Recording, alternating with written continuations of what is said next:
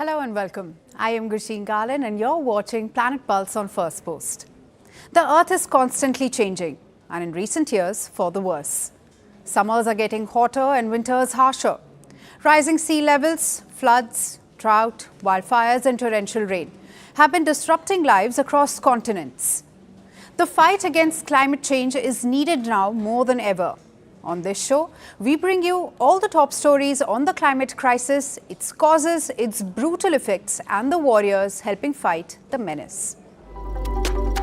The death toll from a string of powerful winter storms across the United States is continuing to rise, with over 100 people now confirmed dead across multiple states. The weather is not only harming humans, but also reptiles, with iguanas reported falling from trees after the rare blast. From the northeast to the deep south, back-to-back storms have brought extreme cold, ice, heavy snow and prolonged power outages, with forecasters warning more Arctic wear is on the way. Even as scientists point to a clear pattern, a warming climate is making winter extremes more frequent, more widespread and more deadly. Here's a report. The United States is reeling from a deadly winter storm that has swept across the country in just 1 week. Two powerful systems, one striking the northeast, the other pushing deep into the south, have left a trail of death, disruption and damage.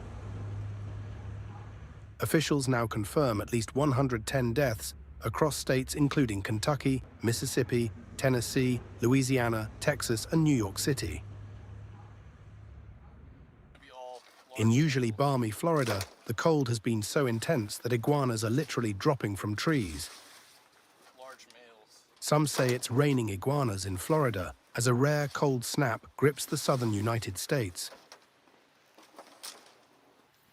Wildlife officials say the reptiles are cold-stunned, a condition that occurs when temperatures fall below 50 degrees Fahrenheit, slowing their body functions and leaving them temporarily immobile. Despite appearances, officials say the iguanas are not dead. The cold has temporarily stunned them, slowing their bodies until temperatures rise again. Very unusual. It's just not something you see every day. The temperatures dropped with a wind chill down into the high teens in some areas we saw in the state, and down here in South Florida down in the 20s with some high winds, so it knocked all the iguanas out of the trees. Gave us a unique opportunity to go out and get some widespread collection done across different areas across the county. Public health authorities say many of the deaths were caused by hypothermia, carbon monoxide poisoning from improper heating, and weather-related accidents.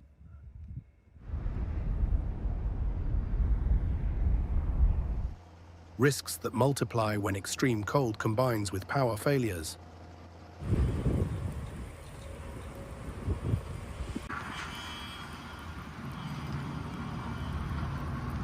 As of this morning, 16 of our fellow New Yorkers have passed away outside during this brutal stretch of cold. In 13 of these cases, preliminary findings indicate that hypothermia played a role, and 3 of these deaths appear to be overdose deaths. We await final results from the medical examiner's office and will inform New Yorkers as we learn more. Each of these lives lost is a tragedy. My heart was with the family of those mourning their loved ones. The National Weather Service recorded nearly 10 inches of snow in parts of the Chicago metro area and northwest Indiana, with lake effect bands intensifying conditions. Before communities could recover, a second system moved south, bringing snow, ice, and blizzard-like conditions to states unaccustomed to such extremes. The Carolinas, Georgia, Tennessee, and Virginia saw roads turn treacherous, leading to hundreds of accidents and thousands of emergency calls.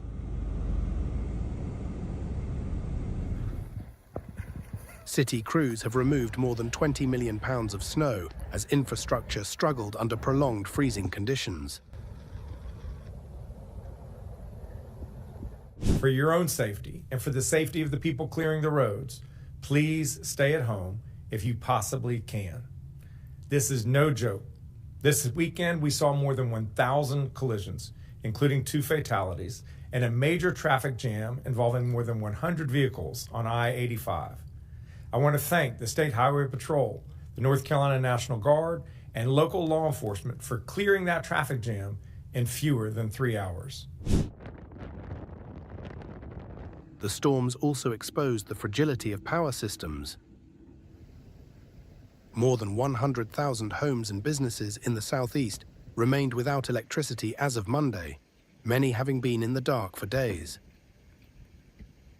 In Tennessee, utility officials say full restoration could take up to 2 weeks. Meanwhile, air travel descended into chaos. Nearly 4,000 flights were cancelled over the weekend, with Charlotte Douglas International Airport emerging as one of the hardest-hit hubs. Meanwhile, forecasters say the danger is far from over. Another surge of Arctic air is expected to reinforce bitter cold across the eastern half of the country, with wind chills dropping well below zero in some regions.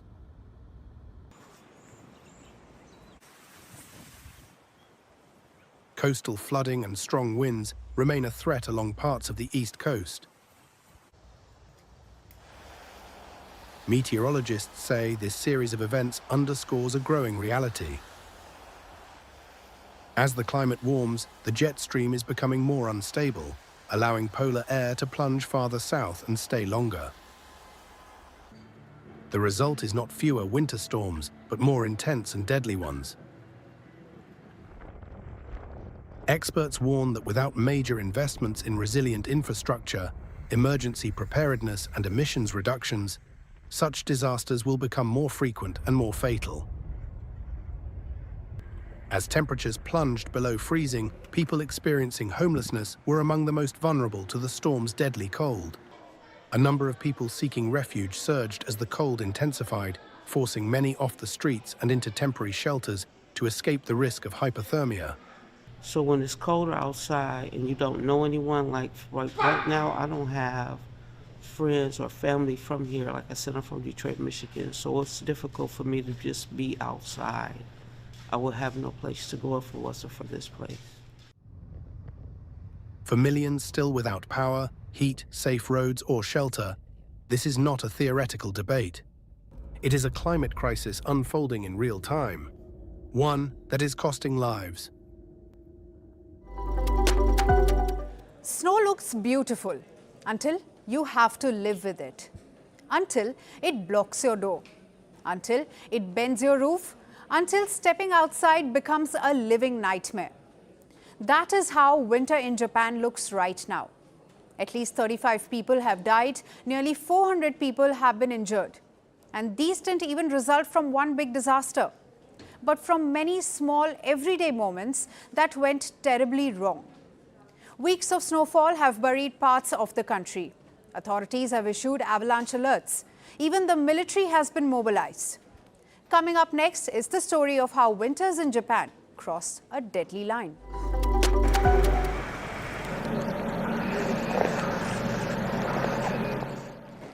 For weeks now, northern and central Japan have been experiencing non-stop snowfall.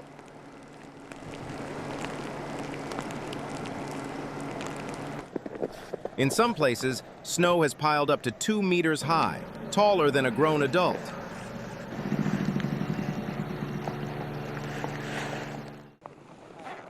At least 35 people have died, according to the Fire and Disaster Management Agency. And most of those who lost their lives were not caught in dramatic avalanches. They were doing something very ordinary.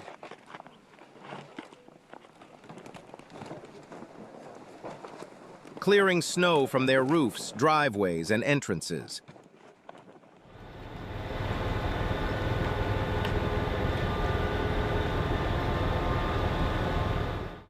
Yeah, 大変だ。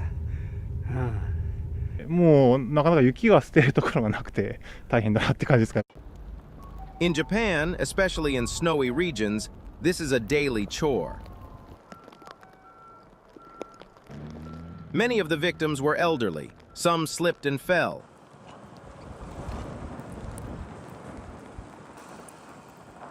Others suffered heart attacks, with their bodies unable to handle the physical strain in freezing temperatures.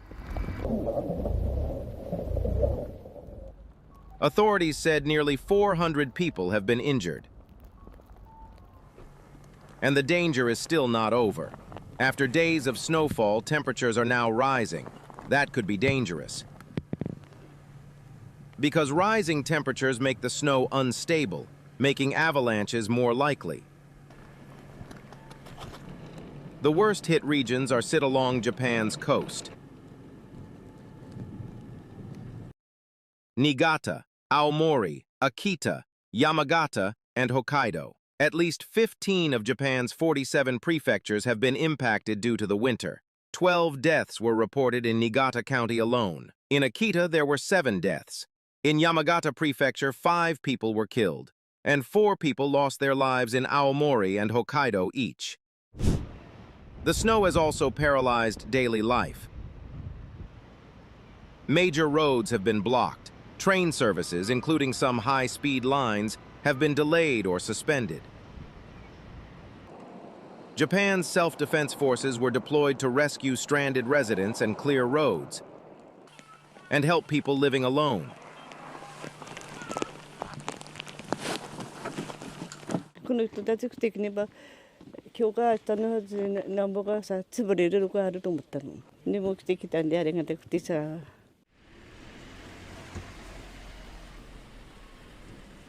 In Aomori, thousands of people faced power outages after snow snapped electricity lines.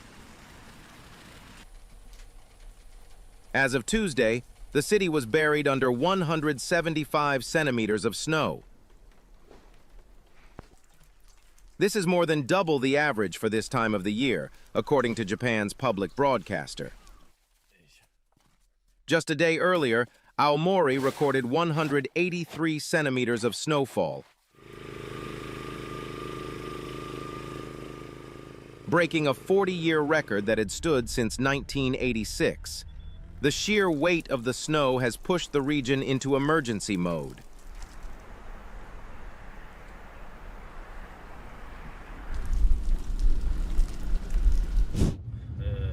Hello everyone. As usual, Aomori Prefecture is a whiteout. It's been like this in the past 10 years. I'm visiting Nakanomari village, and on my way there, it is always like this. Fellow residents in snow countries, we are expecting heavy snow in February, but let's keep our chin up. Bye. Deaths due to snow-related accidents are not uncommon in Japan. But the question is, why is this happening? It comes down to a powerful winter weather pattern.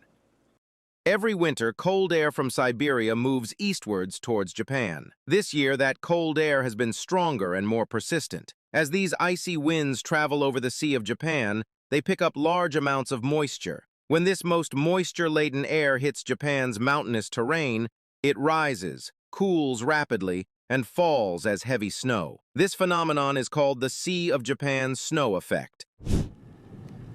Meteorologists say this winter's snowfall is not the result of a single passing storm.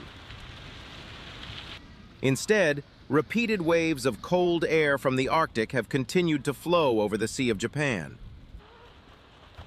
Each time, the cold air picked up moisture and dumped heavy snow over the same regions, leading to unusually large and dangerous accumulations.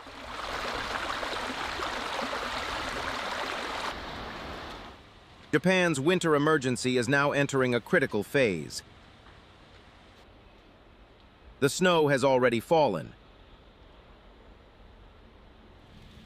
But how safely it is managed in the days ahead remains to be seen.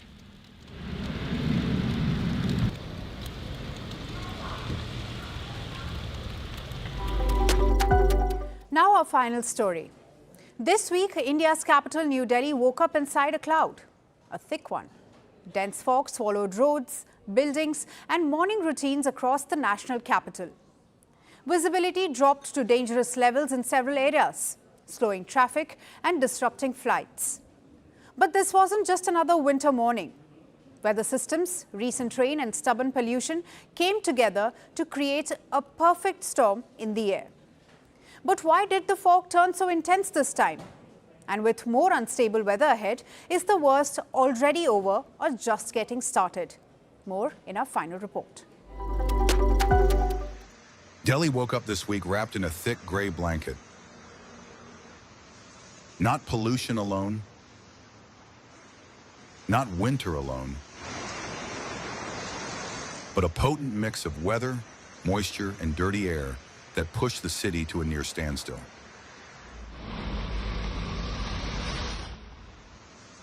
Across several parts of the national capital, visibility dropped below 50 meters. Roads vanished into haze. Buildings blurred into silhouettes. The India Meteorological Department classified the conditions as moderate to dense fog, urging commuters to remain cautious. So why did the fog turn so intense this week? The explanation lies in a familiar Delhi winter pattern, just that it intensified this time. Light rain earlier in the week cooled surface temperatures and added moisture to the air. While not unusually cold, the combination of cool air and very high humidity, often between 90 and 97%, created ideal conditions for fog formation. An active western disturbance added to the problem. Persistent cloud cover trapped moisture close to the ground and prevented the fog from dispersing overnight. As the surface cooled, air near the ground slipped below its dew point. Condensation followed quickly. Within hours, a thick fog layer spread across the city.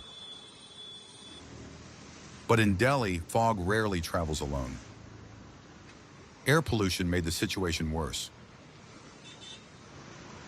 Air quality index levels hovered between the moderate and poor categories in several pockets, with readings ranging from 196 to 278.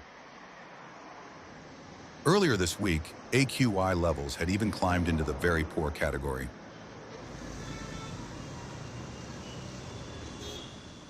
Fine particulate matter in the air holds moisture and reduces visibility further, turning ordinary fog into dense smog that lingers longer.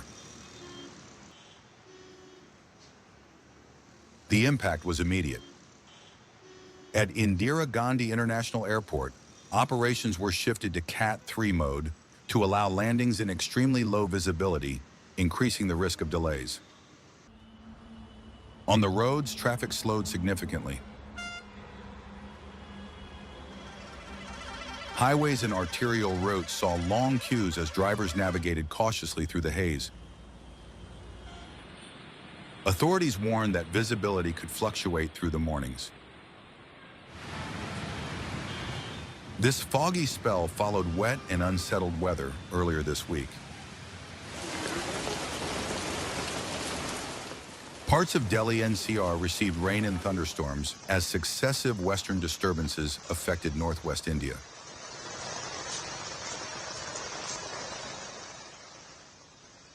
The IMD issued a yellow alert, warning of lightning, strong winds, and dense fog. Day temperatures remained subdued around 18 degrees Celsius, while nights stayed relatively mild due to cloud cover. What lies ahead? IMD forecasts that daytime temperatures are expected to remain steady, while nights could turn cooler again. Another western disturbance later this week may bring light rain or drizzle and possibly restart the cycle. For Delhi, winter fog is no longer just a seasonal inconvenience. It's a warning, and this week may not be the end of the story. That's all for today on Planet Pulse. I am Gursheen Galar, and we'll see you right back again next week. Until then, stay informed and stay tuned to Firstpost. Power doesn't end quietly. Some deaths are not accidents. They are messages. A gunshot. A crowd. A country frozen. The killer disappears. The questions don't. This is not just about who died. It's about what followed. Governments fell. Armies moved. History rewrote itself. 5 leaders, 5 moments. One pattern. The assassination.